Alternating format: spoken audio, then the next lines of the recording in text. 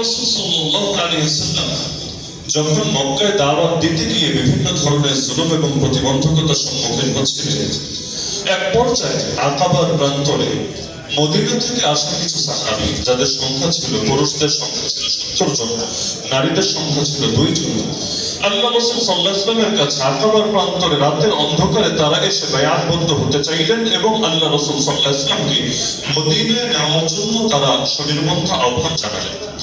সেই সময় তাদের নেতা আব্দুল্লাহ বিন রাওয়াহা রাদিয়াল্লাহু তাআলা আল্লাহ রাসূলকে বললেন, ইয়া রাসূলুল্লাহ, ইশতারিত লিরাব্বিকা ওয়া লিনাফসিকা মা শি'তা। হে আল্লাহ রাসূল, আমরা তো আপনার হাতে বায়াতবদ্ধ হব, অঙ্গীকারবদ্ধ হব, তবে আপনি চাইলে আপনার রবের জন্য এবং আপনার নিজের জন্য যা ইচ্ছা শর্ত দিতে পারেন। আপনি যে শর্তই দেন আমরা সেই শর্ত মেনেই আপনার হাতে হাত রেখে অঙ্গীকারবদ্ধ হব। আল্লাহ রাসূল সাল্লাল্লাহু আলাইহি ওয়াসাল্লাম বললেন, ঠিক আছে, যেহেতু তোমরা শর্ত দেওয়ার আবেদনই করেছো, আমি রবের ব্যাপারে শর্ত দিচ্ছি, তোমরা একমাত্র তার আনুগত্য করবা, তার বিধান মান্য করে চলবা, তার সঙ্গে কোনো কিছুকে শরীক করবা না। আর আমার ব্যাপারে শর্ত দিচ্ছি, আলা আন তামনাউনি কামা তামনাউনা নিসাআকুম ওয়া আবনাআকুম, নিজেদের স্ত্রী এবং পুত্র সন্তানদেরকে যেভাবে নিরাপত্তা দাও, যেভাবে তাদেরকে আগলে রাখো, আমি মুহাম্মদকেও ঠিক সেভাবে নিরাপত্তা দিতে হবে, সেভাবে আগলে রাখতে হবে। এবার মদিনার সাহাবীরা বলল, হ্যাঁ, আমরা এই শর্ত মেনে নিব, কিন্তু আগে আমাদেরকে আশ্বস্ত করেন, যদি আমরা এই শর্ত রক্ষা করি বিনিময়ে কি পাবো, আমাদেরকে বিনিময়টা ক্লিয়ার করেন। আল্লাহ রাসূল সাল্লাল্লাহু আলাইহি ওয়াসাল্লাম দুনিয়ার কোনো বিনিময়ের লোভ তাদেরকে দেখালেন না। নবীজি মাত্র একটা শব্দ উচ্চারণ করলেন, জাস্ট একটা ওয়ার্ড। আল্লাহ রাসূল বললেন, আল জান্নাহ। যদি তোমরা এই শর্ত রক্ষা করো, রবের ব্যাপারে শর্ত এটা রক্ষা করো, একমাত্র তারই আনুগত্য করবা, তার বিধান মান্য করবা, তার সঙ্গে কোনো কিছুকে শরীক করবা না, আর আমার ব্যাপারে এই শর্ত রক্ষা করো, আমাকে ঠিক সেভাবে নিরাপত্তা দিবা যেভাবে নিজেদের স্ত্রী আর সন্তানদেরকে নিরাপত্তা দাও, তাহলে আল্লাহ তোমাদেরকে বিনিময়ে জান্নাত দেবেন। সঙ্গে সঙ্গে তারা চিৎকার করে বলে উঠল, আমরা হলে হয়তো সে সময় বলতাম, ইয়া রাসূলুল্লাহ, জান্নাতের আলাপ পরে হবে, দুনিয়ার নগদ লাভ কি আছে, এটা বোঝান আমাদেরকে, আল্লাহ মাফ করুন। কিন্তু তারা এই জান্নাত শব্দটা শোনার সঙ্গে সঙ্গে বলে উঠলেন, রাবিহাল বাই', আর এটা তো বড়ই লাভজনক ব্যবসা, লা নাকিল ওয়ালা নাস্তাকিল, আমরা এই বায়াত ভাঙবো না, এটা বাতিল করব না। আমার আল্লাহ এত খুশি হলেন তাদের এই মনোভাব দেখে। 110 নম্বর আয়াত দিয়ে দিলেন সূরা তাওবায়, যেখানে আল্লাহ তাআলা বলছেন, ইন্নাল্লাহা আশতারা মিনাল মুমিনিনা আনফুসাহুম ওয়া আমওয়ালাহুম বিআন্না লাহুমুল জান্নাহ, নিশ্চয়ই আল্লাহ ঈমানদারদের থেকে তাদের জান এবং তাদের মাল কিনে নিয়েছেন, এর বিনিময়ে যে তাদের জন্য রয়েছে জান্নাত। তো আমরা যদিও সেদিন সেই প্রান্তরে বায়াতে উপস্থিত ছিলাম না, এই সৌভাগ্য আমাদের হয়নি, কিন্তু ইমানদার হিসাবে আমরাও বিশ্বাস করি আমাদের এই প্রাণ, আমাদের এই সম্পদের মালিক কখনো আমরা ছিলামই না, এগুলোর মালিক ছিলেনই আল্লাহ। এরপর আল্লাহর দেওয়া সম্পদ, আল্লাহর দেওয়া প্রাণকে পুনরায় আল্লাহর কাছে আমরা বিক্রি করে দিয়েছি, যেটাকে সূরা সফের 10 নম্বর আয়াতে আল্লাহ একটা ব্যবসা বলে উল্লেখ করেছেন, ইয়া আইয়ুহাল্লাযীনা আমানু, হে ঈমানদাররা, হাল আদুল্লুকুম আলা তিজারা, আমি আল্লাহকে তোমাদেরকে এমন ব্যবসার সন্ধান দেব, তুমজিকুম মিন আযাবিন আলীম, যে ব্যবসা তোমাদেরকে বড় যন্ত্রণাদায়ক আযাব থেকে রক্ষা করবে।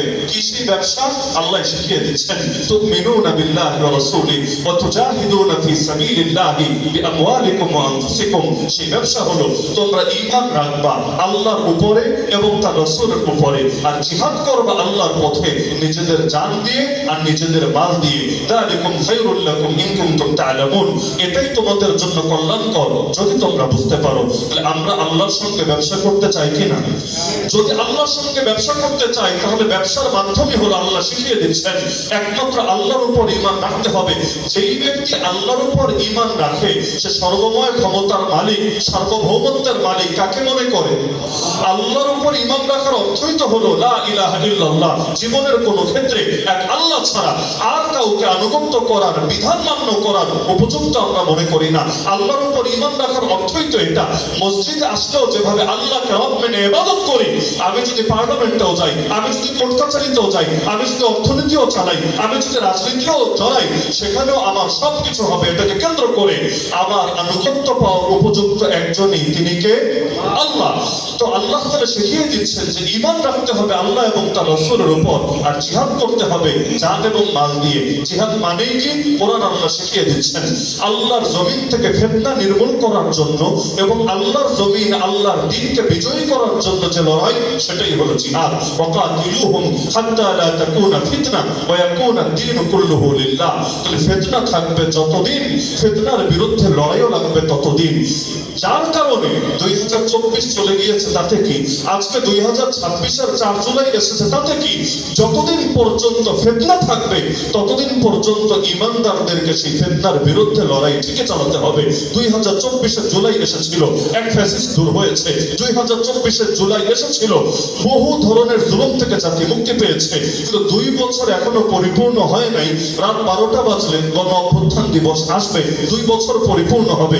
কিন্তু আজকে দরকার ছিল সেই জুলাই নিয়ে আলোচনা হবে, গণ অভ্যুত্থানের চেতনা নিয়ে আলোচনা হবে, শহীদদের রক্তটাকে সকলে মূল্য দেবে এবং তাদের অপূর্ণ মিশনকে কিভাবে পরিপূর্ণ করা যায় এটা নিয়ে চিন্তা করবে।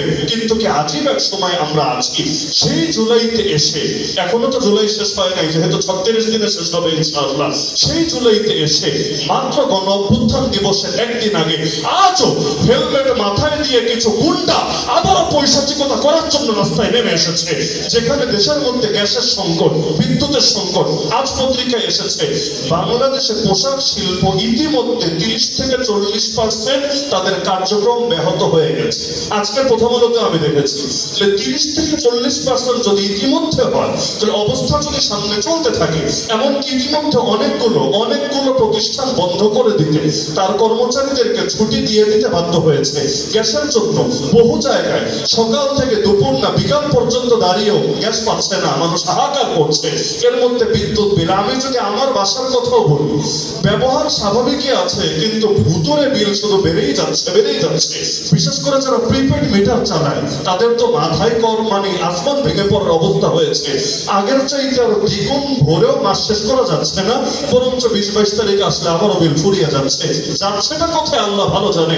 আমার তো মনে হয় ওই রাস্তাঘাটে আর দোকানপাটে যেভাবে চাঁদাবাজি চলে, এখন মনে হয় এই ডিজিটাল চাঁদাবাজি বিদ্যুৎ খাতেও শুরু হয়েছে।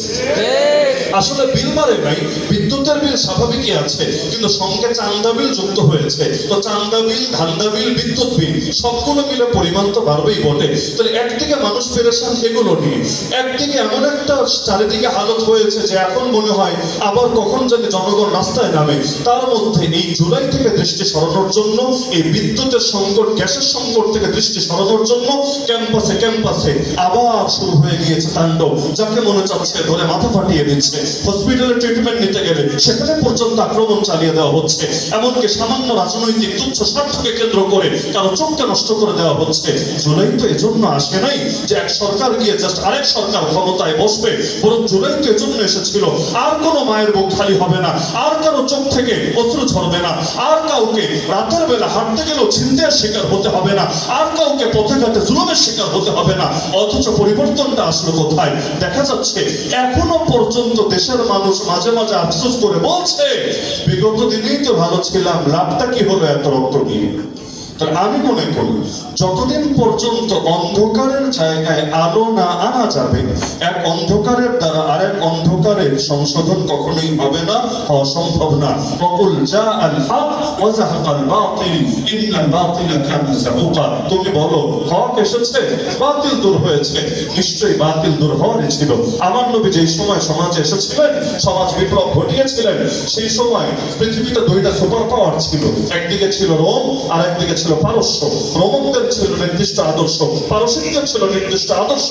ওই আদর্শগুলোই যদি মানবতার মুক্তির জন্য যথেষ্ট হতো, আমার রাসূলকে নতুন বিপ্লব ঘটাতে হতো না, নতুন করে পৃথিবীতে এত লড়াই, এত রক্তক্ষয়ী সংগ্রাম করার কোনো প্রয়োজনই হতো না।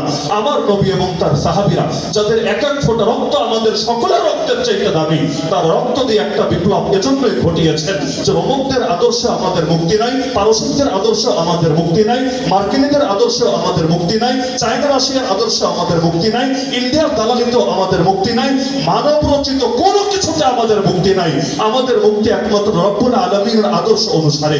যাদের দিলে আল্লাহর ভয় নাই, তারা যারাই আসুক না কেন ক্ষমতায়, যারা আল্লাহর ব্যাপারে সৎ না, তারা আল্লাহর বান্দার ব্যাপারে সৎ হবে, এটা আশাও করা যায় না।